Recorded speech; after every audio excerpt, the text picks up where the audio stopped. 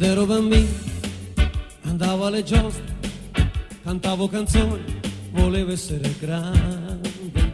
Adesso sono grande, capisco le cose, non mi piace per niente essere diventato grande.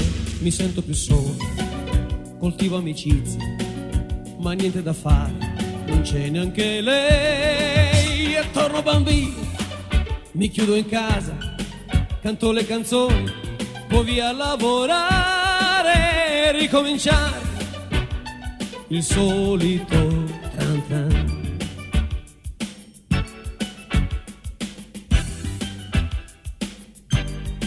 Quando torno la sera mi guardo allo specchio, mi dico ragazzo è ora di finirla, questa stupida vita è una vita del cazzo, mi sento un po' pazzo e devo far qualcosa, qualcosa di nuovo, qualcosa di buono e rialzarmi da questa monotonia che va. E torno a essere grande, mi piace la vita e cerco di fare quello che mi va.